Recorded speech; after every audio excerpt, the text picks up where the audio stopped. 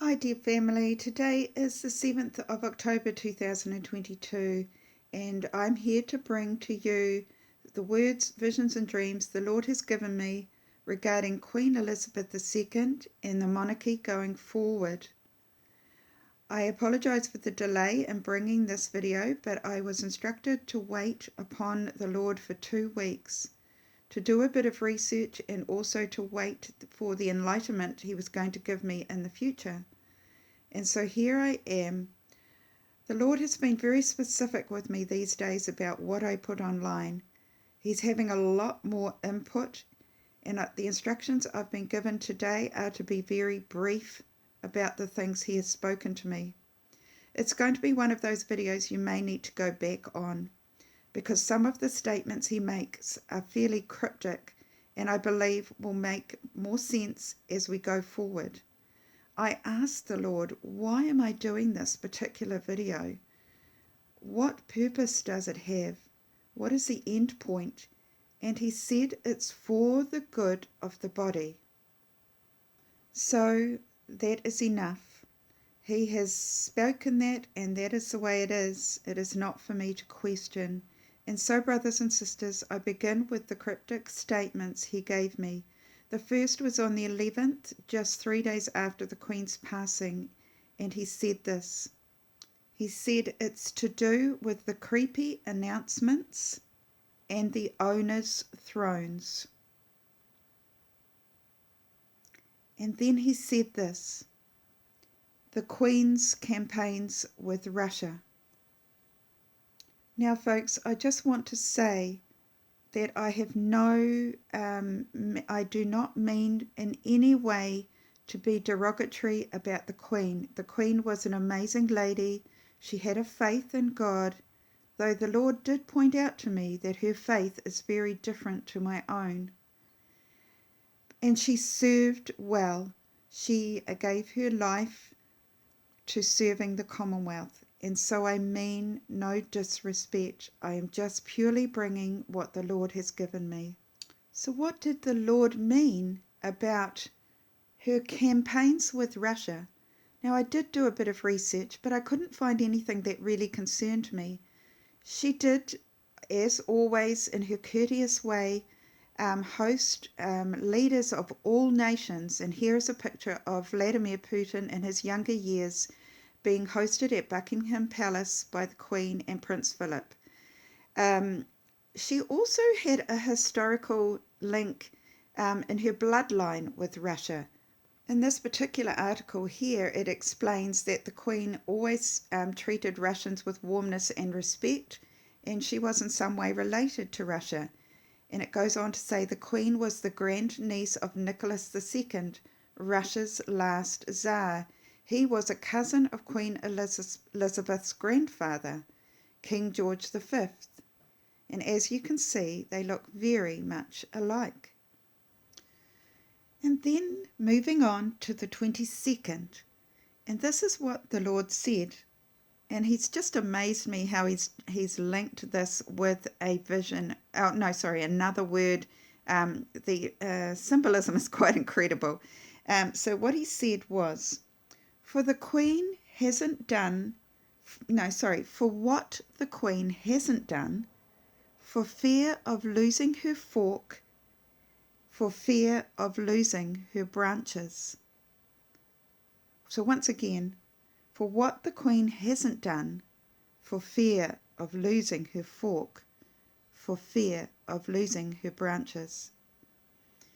And brothers and sisters, I thought about that, and I thought that the fork, and this is just my interpretation, and I could be wrong, please take it to the Lord, but that the fork may represent her bread and butter, the food on her plate, her income, and that the branches may be what grows from her offspring, her children.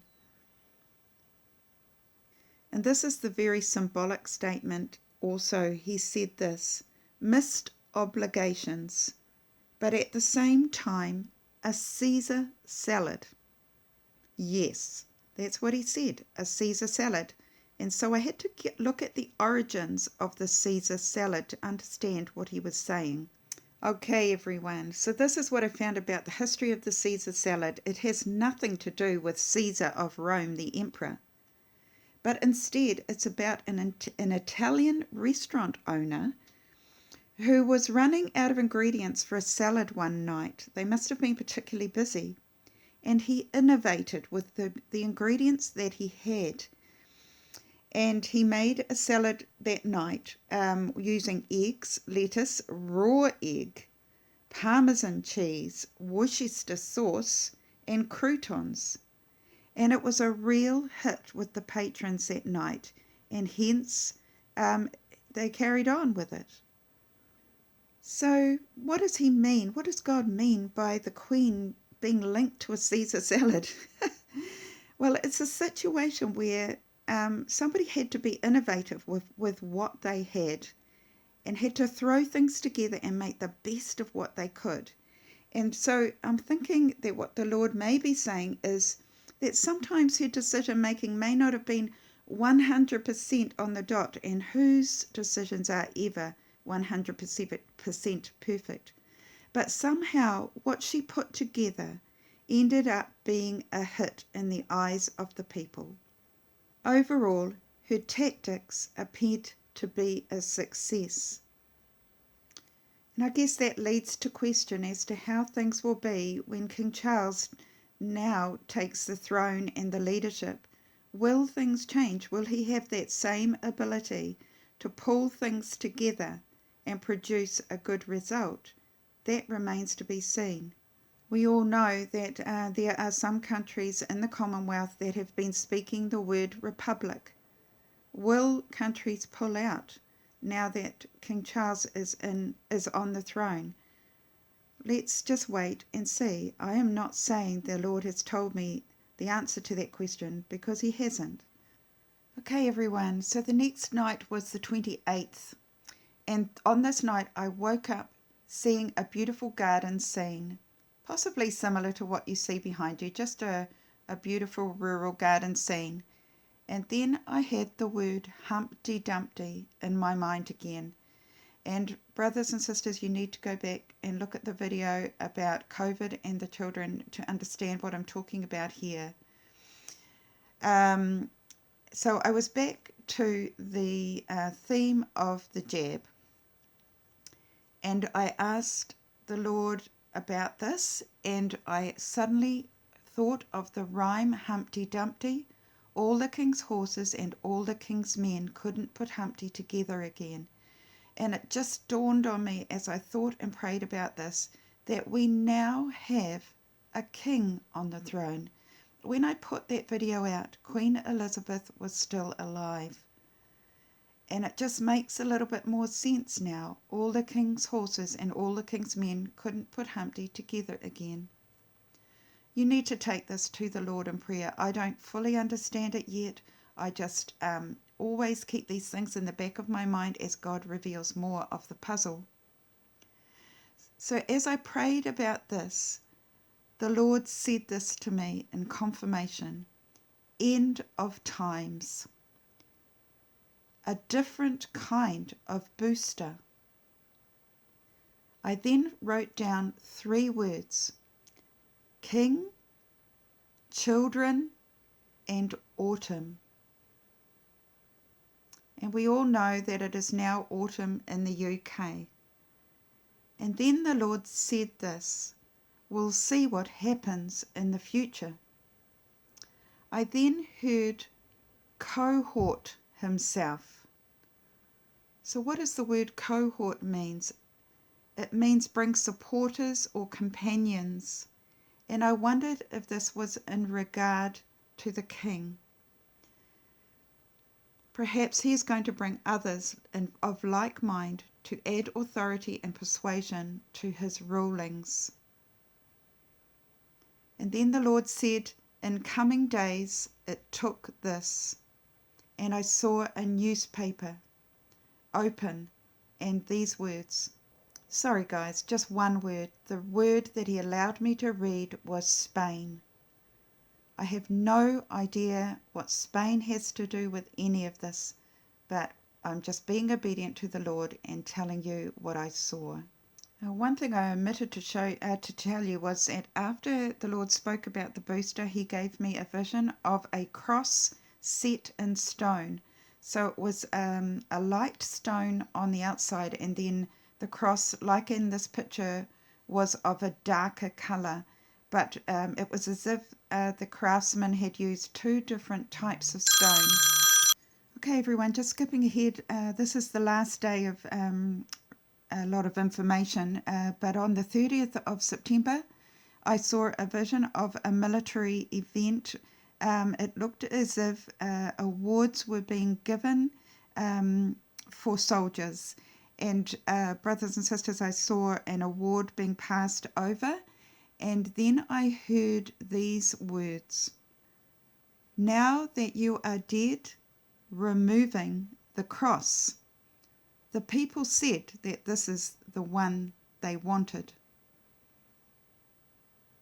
And I have a couple of thoughts about that, but I do not know what this is in relation to. We will have to watch once again.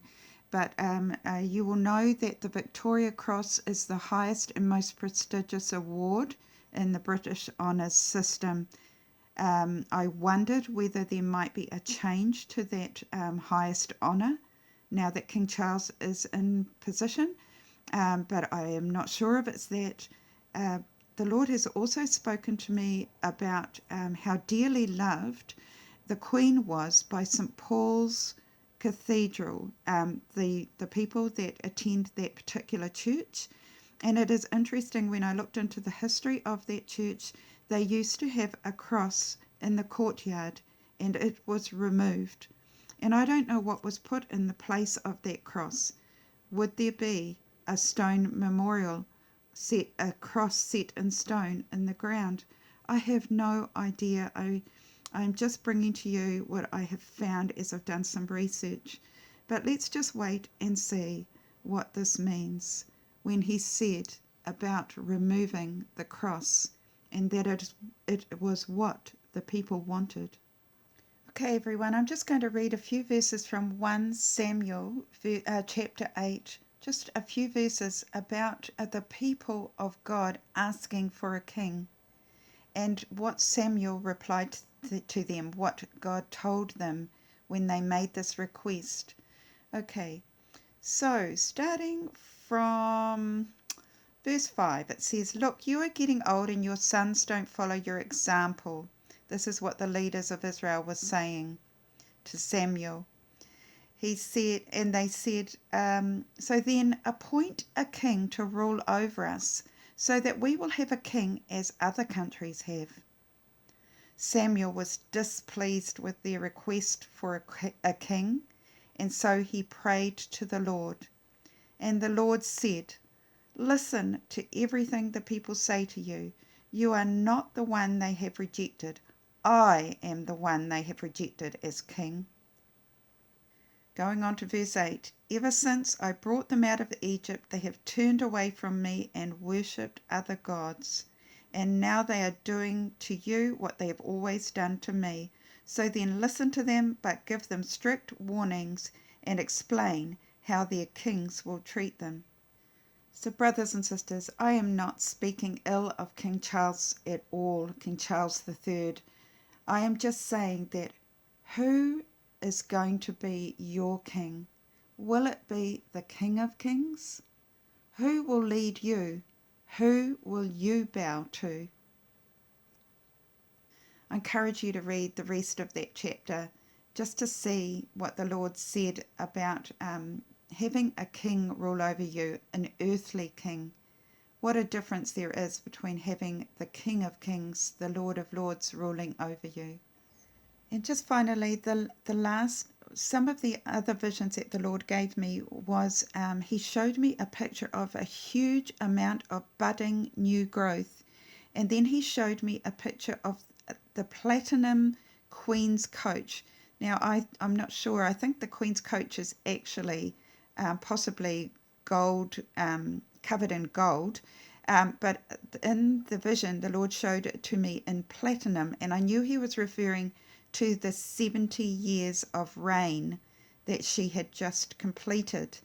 And I looked up the number 70, And this is what it means. It means watching, sleeplessness, being awake in the night. And it's very interesting because after showing me that vision, these are the words he spoke. He said that the next thing I'll know would be that the door would be open. And I asked him, "What door, Lord?" And he said, "I'll be coming." Amen. Let's just finish with that. He's on his way. But to God, one day is so much more than what we can ever think. So I just hang on the words that he says he's coming, that the door will be opening. It's hard for us to predict exactly when, but we know that the times are at the end and it will not be long. So stay positive, brothers and sisters. And I know this is all very cryptic, but let's just wait on the Lord. Bye for now.